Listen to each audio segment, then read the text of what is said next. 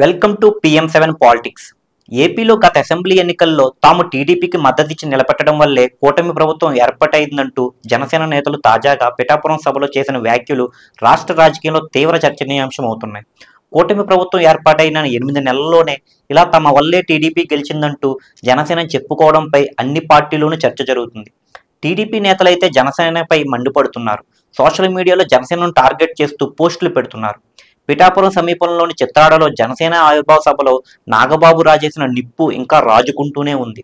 ఆ పార్టీపై దాదాపు రాజకీయ విశ్లేషకులు, ప్రతిపక్ష కాంగ్రెస్ పార్టీ సహా పలువురు కామెంట్స్ చేస్తున్నారు. నిజంగా ఇంత ఇమేజ్ ఉంటే 2019లో 2 చోట్ల ఎలా ఊడిపోయాడు, కనీసం ఒక్క చోటైనా గెలవాలి కదా అని పలువురు టీడీపీ నేతలు కామెంట్స్ చేస్తున్నారు.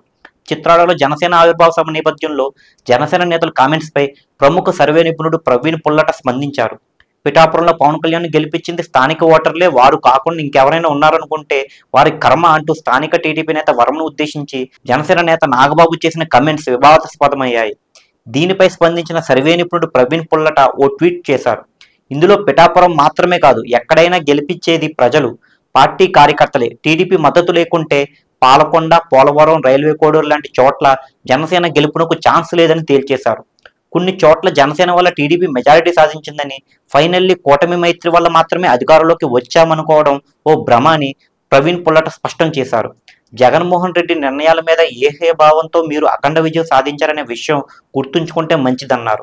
ఎప్పటికప్పుడు వైసీపీ సాధించిన ఓట్ల శాతం కూడా జప్తికి వస్తే మీరు మూలాలు మర్చిపోరన్నారు. చివరగా బాటం లైన్ అంటూ టీడీపీ కష్టకాలంలో జనసేనని ఆదుకున్నారని, జనసేన ఎక్కువ సీట్లు సాధించడంలో టీడీపీ కార్యకర్తల శ్రమ ఉందని తెలిపారు. మిమ్మల్ని విడగొట్టడానికి ఎవరో రానక్కర్లేదు, మీ భాగస్వామ్య పార్టీ చాలు అంటూ జనసేనకు ఆయన చురకలు అంటించారు. తద్వారా కూటమిలు విభేదాలు కారణం కావద్దంటూ జనసేనను శృతిమెత్తగా ఆయన హెచ్చరించారు. గత అసెంబ్లీ ఎన్నికల్లో కూటమి పక్కాగా గెలుస్తుందని చాలా ముందుగా సర్వే గణాంకాలతో చెప్పిన వారిలో ప్రవీణ్ పుల్లట కూడా ఒకరు.